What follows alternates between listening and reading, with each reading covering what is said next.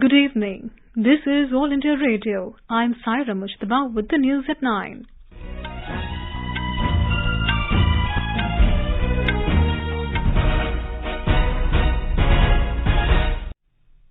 The headlines.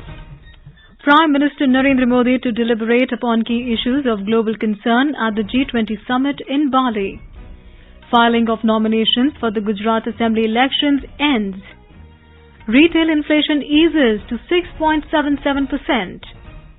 Rescue efforts on as 15 people trapped in a landslide in Mizoram. India International Trade Fair begins with the theme Vocal for Local, Local to Global in New Delhi. Lifestyle for Environment or LIFE is a global mass movement to promote environmentally conscious lifestyles, says Environment Minister Bhupender Yadav at COP27. Spanish film director and writer Carlos Saura to be given the Satyajit Ray Lifetime Achievement Award at the 53rd IFFI.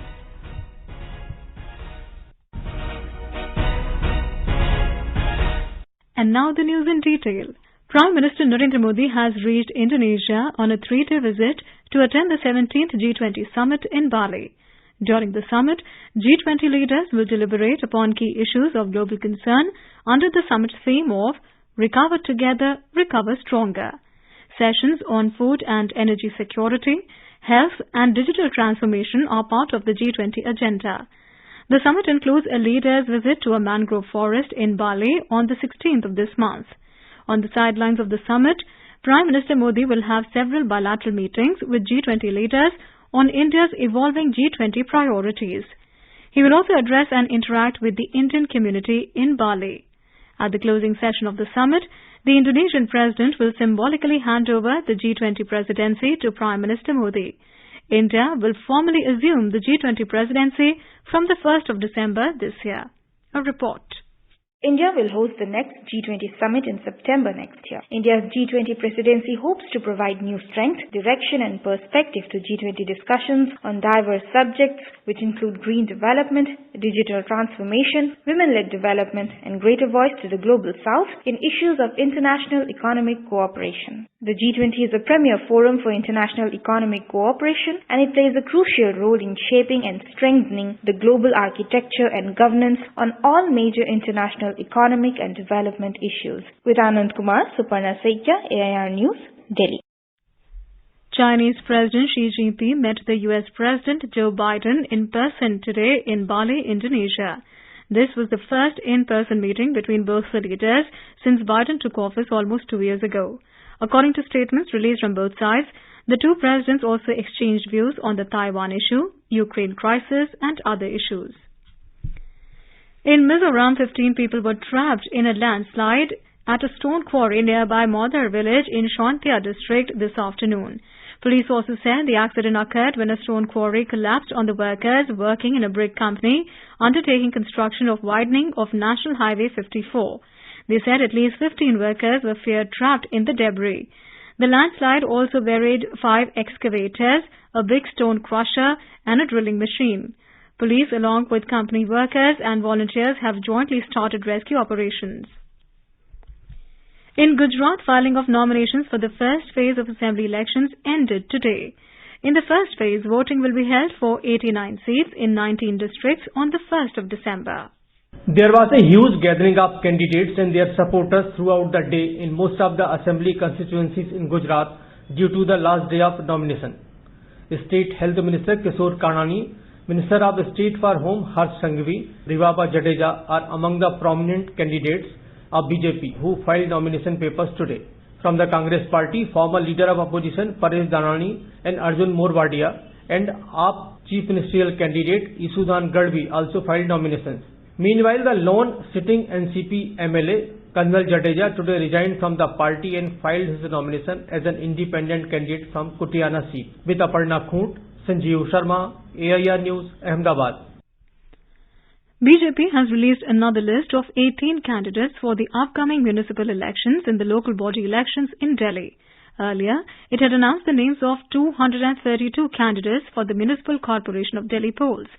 With this, all three major parties, that is BJP, AAP and Congress, have declared their candidates for the civic body polls. The Supreme Court today said that forced religious conversion is a very serious issue. It also said that religious conversion may affect the security of the country and freedom of conscience of citizens.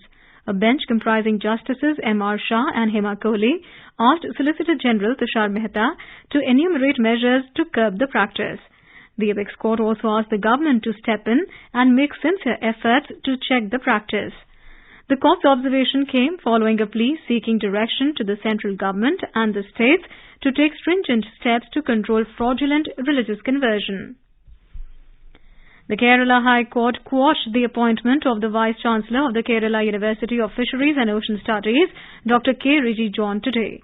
A division bench comprising Chief Justice S. Manikumar and Justice Shaji Pichali noted that UGC norms were violated in the appointment and termed it as illegal.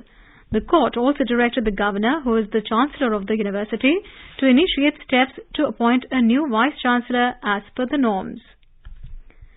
The third edition of the Pan-India Coastal Defence Exercise, Sea Vigil 22, will commence tomorrow.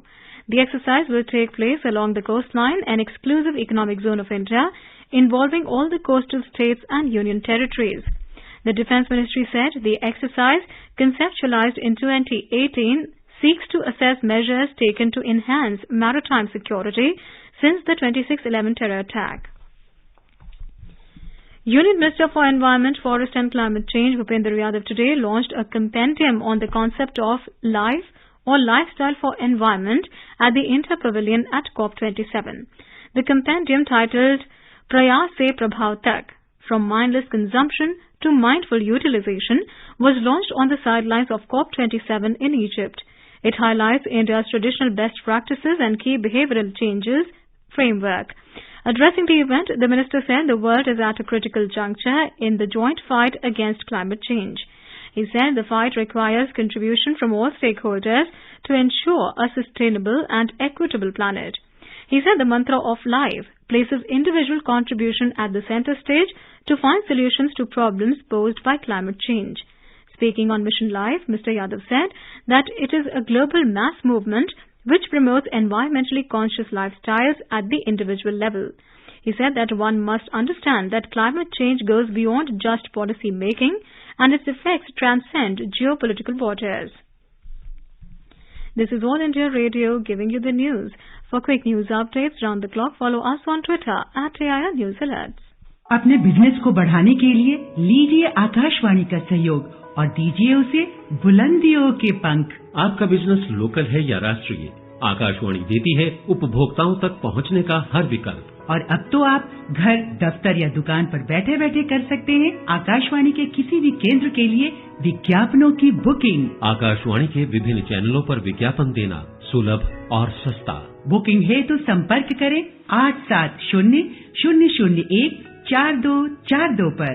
8700014242।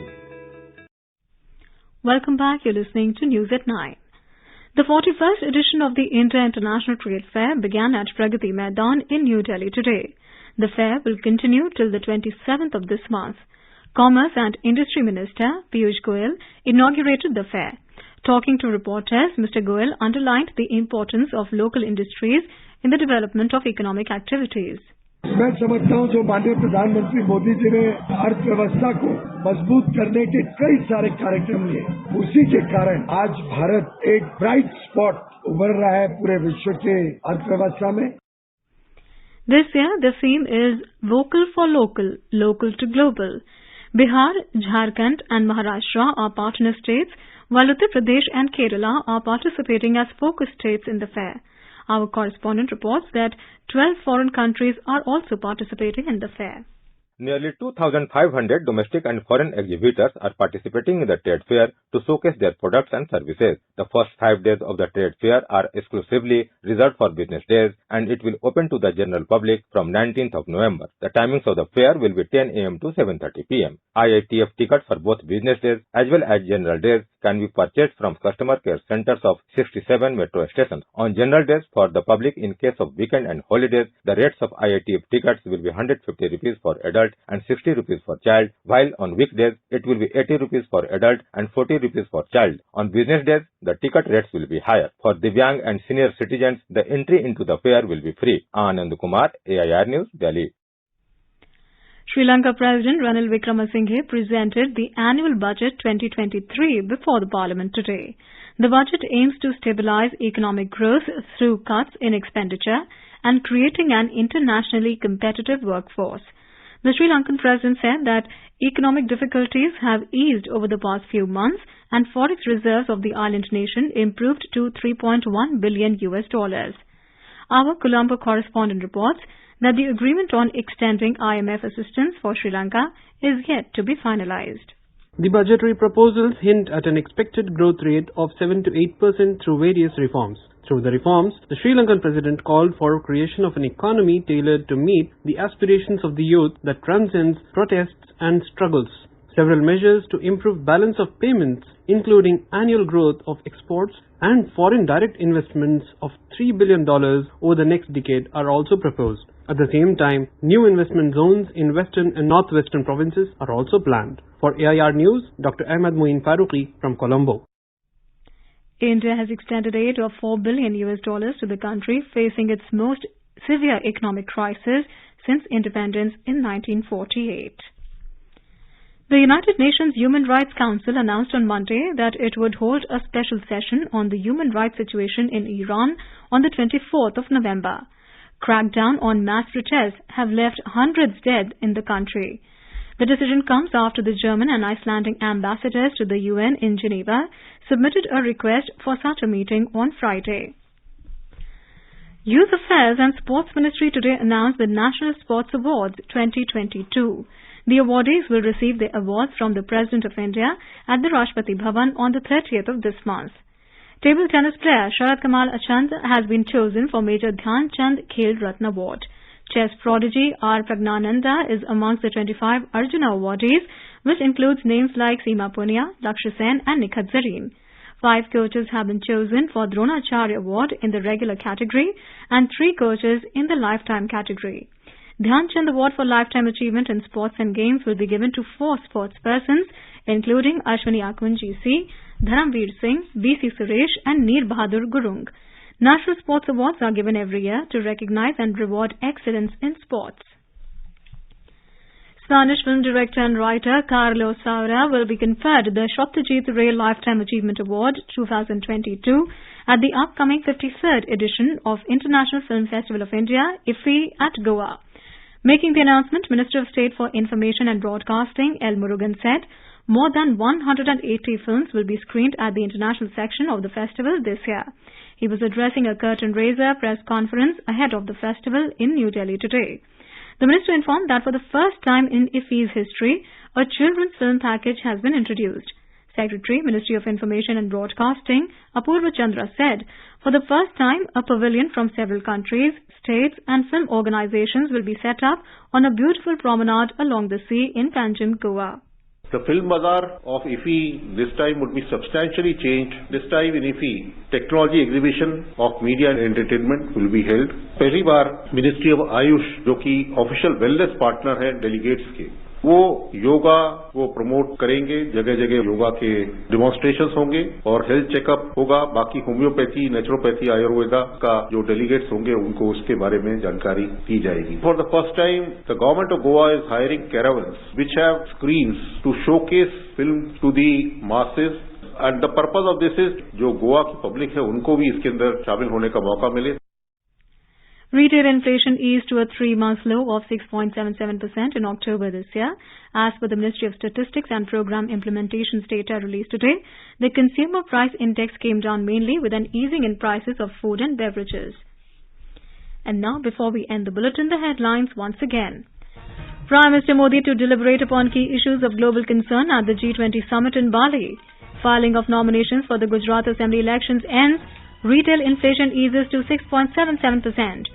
Rescue efforts on as 15 people trapped in a landslide in Mizoram. India International Trade Fair begins with the theme Vocal for Local, Local to Global in New Delhi. Life is a global mass movement to promote environmentally conscious lifestyle, says Environment Minister Bhupender Yadav at COP27.